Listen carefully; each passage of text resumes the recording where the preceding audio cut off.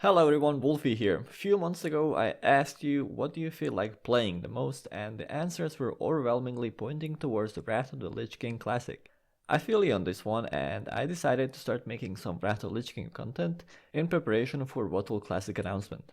I have been playing a lot of WotLK private servers to get refreshers, so if you want a review and recommendation on where to go and how to hop in the endgame content ASAP, give this video a like and I will make a dedicated videos on that. For now, I wanna go over some of the major changes coming to WotLK because a lot of new and highly anticipated changes will take place on expansion change, especially if we jump right into 335 with gated content.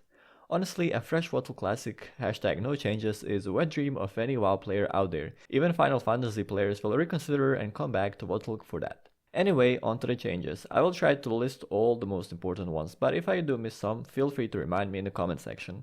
Before we get into it, change that subscribe into subscribed and sit comfortably. First thing on the list is Gear Score. Now, I don't know if Gear Score Lite will come embedded into the game or we will just have to have it installed as an add-in. But truth is, it is highly useful since getting into WotLK means being classified by your gear score. Better gear you have, higher gear score you have. Harder instances are open for you. Kind of. It works in synergy with RDF, which we will get to in a minute. Pros of gear score is that it does reflect what kind of gear you have, and RDF will put similarly geared characters or groups to balance how strong the party is. However, gear score is not the average item level of your gear, but rather a sum of every piece, which means that gear score of full blue character and mainly green with epic or 2-1 can be similar or the same, but their parsing output will be different. Also, gear score does not fully reflect capabilities of a player to play his class, so you will encounter the high gear score noob many times. I know the community is divided when it comes to this, since equipping high gear score items that doesn't bring that much usefulness, for example high stamina, dodge and attack power proc on some items such as rings and trinkets, on a mage or priest can fool the system easily. Count that as a con, but good old inspection of a player goes a long way still. Another con of the gear score add-on and system is that it favors primary item stats over secondary, so-called green letter stats, which sometimes leads to better proc item having lower gear score, even though it's vastly superior to something of similar item level. Next is talent trees. I won't go deep into these, but every class and spec are getting more talents and rework talents. WotLK did a lot with trying to balance out or nerf some classes that were dominating in TBC, and make all specs at least somewhat viable. New top of the trees will bring massive boosts to some support classes, making them a decent competitor for topping the DPS meters. We will go over each separately through class by class videos, so stay tuned for that and spec into subscribe. RDF or Random Dungeon Finder, while hated by some for lowering the need for social interaction and relationship building inside a game, is such an amazing quality of life improvement.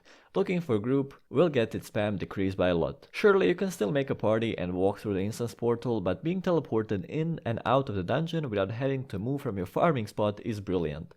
Apart from that, it will reward you with loot, gold or emblems or even experience for levelers upon random dungeon completion. On the other side, it will punish leaving the group, which will happen a lot during second half and the endgame content when geared people run RDF for just emblems of frost and want to run the fastest and easiest dungeons. Out of cons, I will point out that you can get partied up with someone you don't like, or total noob, but WotLK can fix that stuff. Big pro for this is easier leveling through instances, and just getting nice pieces of gear that help a lot with leveling and questing in the open world, and avoiding getting ganked by high levels in the open world on crowded PvP realms of course. However, some would argue about the RDF hindering social aspects and allowing people to not appreciate the amazing open world that WoW has, so I will leave the final judgment on this change to you.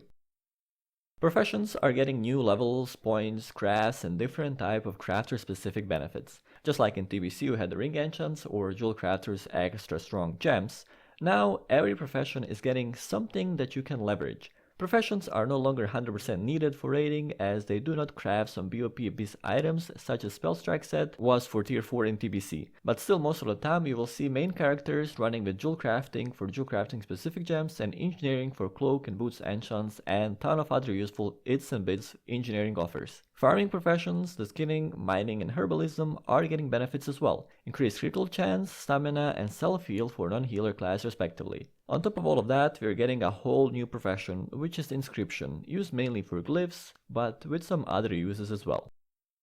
Raids in the new expansion are getting different modes. Just like normal or heroic dungeon, raids can be normal or heroic as well now.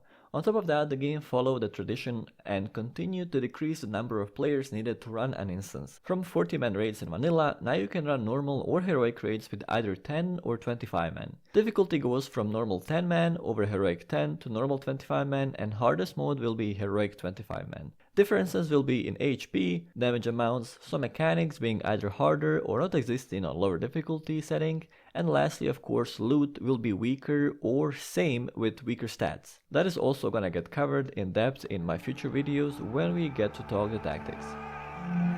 IDs, or being saved for a raid, will also be unique to all of them. So in one lockout you can do 10 man normal and 10 heroic, and 25 normal and 25 heroic of the same instance, which is awesome. Raids for days. While on topic of raiding, in-game calendar is finally useful for raid scheduling and raid sign-up, although I'm not sure it will fully replace Discord bot. Looting changes are quite welcome in my opinion, and is quite good thing in RDF. If your class cannot equip or does not primarily use a type of gear, you cannot need on it. For example, rogues, druids, priests, etc. cannot need on plate or mail, but also a druid cannot need on cloth either, since there are classes that cannot equip leather, like priest or mage, etc. Also, in addition to need or greed and pass, there is an additional option for when you have a disenchanter in your party or raid. DE roll is on the same level as greed, so if someone greeds on an item while others DE roll on it and that player wins it, he will get the item, along with the possibility to trade item in a short period of time after looting. This helps to evade or minimize ninjaing items in dungeons. Stats and stats changes will be different as well. This goes hand in hand with spells and ability changes and talent trees update. Spirit, for example, is no longer primarily only healer stat. Even spells like Fell Armor or Molten Armor will benefit from it.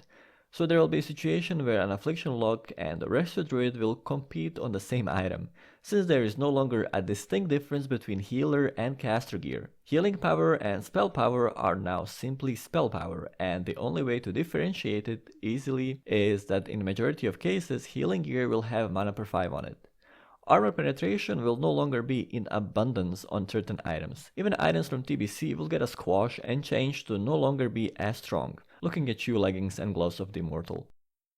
Since Northrend will be the main place to be on Azeroth, and you can never fly on Azeroth on your mounts, you will have to purchase cold weather flying when you reach an appropriate level for it. Only then you will be able to use your flying mounts in Northrend just like in Outland. Ground riding mounts will stay the same, but the level requirement will be decreased to level 20 and 40, making leveling experience much more, can say enjoyable if it wasn't enjoyable in the first place. I guess more comfortable is the word. Slow flying mounts are now faster as their speed is increased from 60% to glorious 150%. Newsflash, is still gonna be too slow for farming, but it won't be such a painful difference anymore.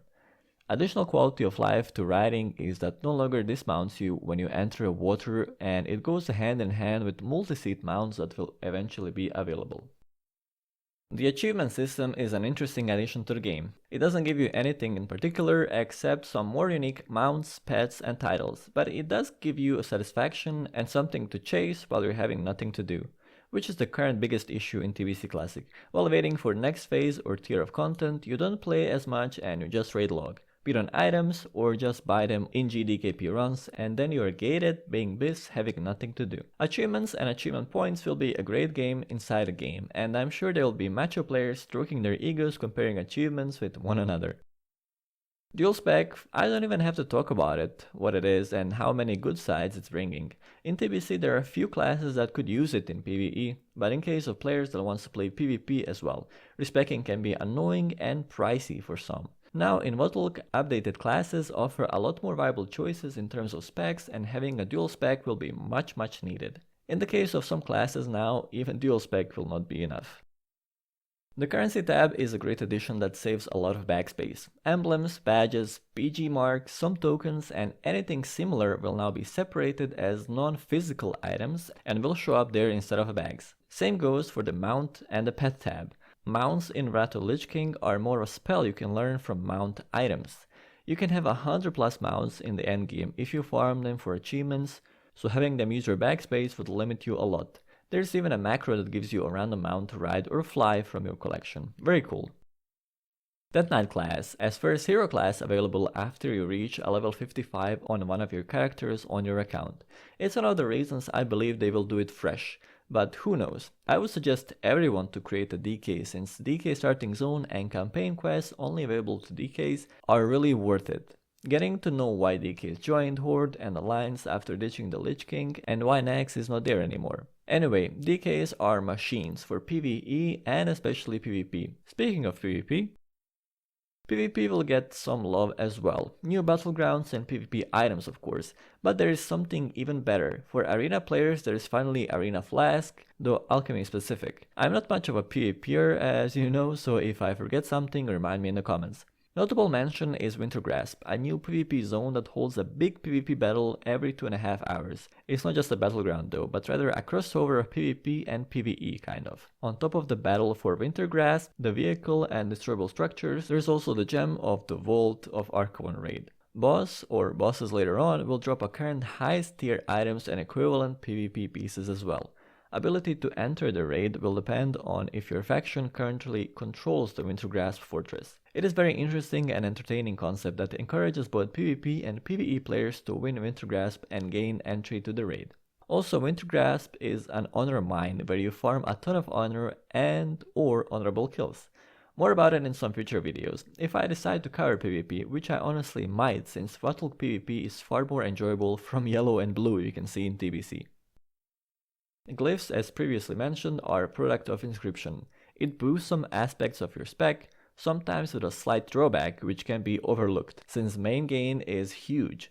Glyph system in WotLK is more important than enchanting systems, since it can directly affect how you play your spec or what rotation you should use. At level 80 there will be 3 major ones and 3 minor ones. Major glyphs are more important to DPS or HPS output or rotation for that matter as well.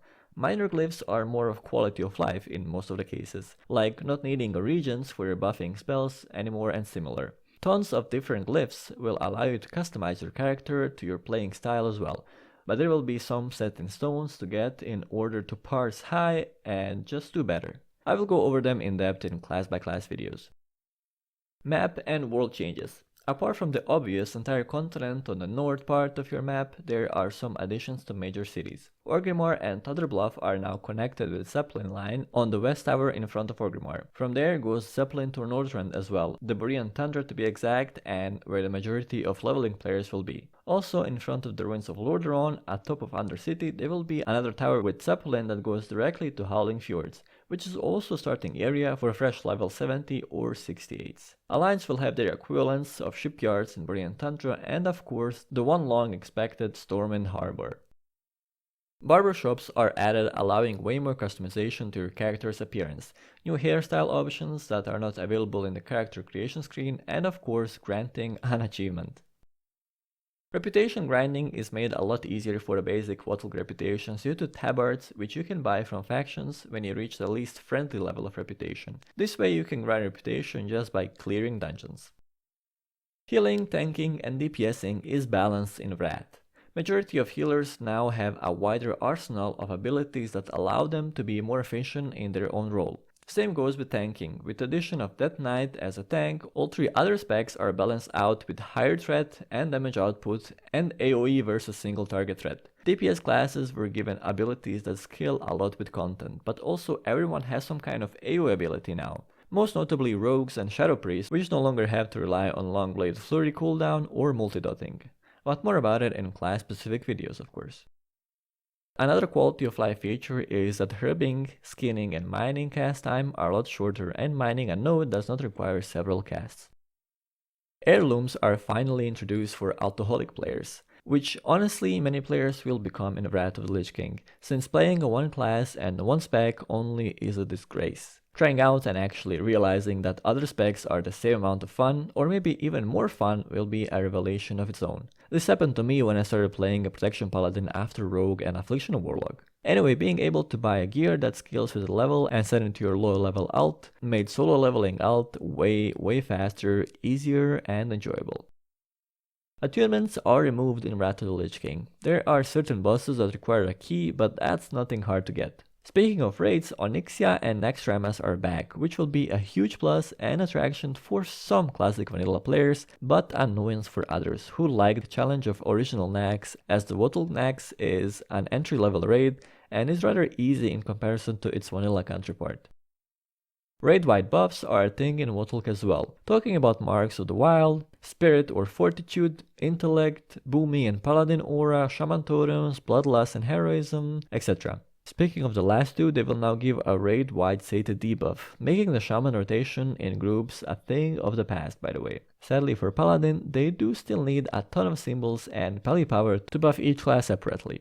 Lastly, something that might go under a radar and among the community is known as mob tagging. In Wrath of the Lich King, it's changed from damage to aggro, which means that now aggroing a mob by any means, you will get to loot it and gain reputation if it's the case. In TBC, it used to be a damage. So for example, Shadow Priest and Bumpkin want to tag the same mob, and Shadow Priest mistakenly use a Shadow Word Pain instead of that, and the Bumpkin, cheeky and OP as it is, uses Moonfire with instant damage 0.5 seconds after Shadow Priest. Mob will be tagged by Bumpkin in that case, cause Moonfire will do damage before Pain does. In WotLK however, any kind of aggro, doesn't matter if it's debuff or instant damage, will tag a mob for you. So spells like Fairy Fire or Curse or even Shadow Word Pain now are very helpful. This of course excludes Hunter's Mark for example, since it's not aggro generating spell. I think that's most of it. It's not that easy to remember all of them, let alone put them all in one video. But surely if I skipped something, or if you have an idea for similar video, let me know down in the comments. WotLK was peak of WoW career. I'd like to see that happening again. And soon. In the meantime, stay safe and have fun playing the game. I'll see you in the next video. Bye bye.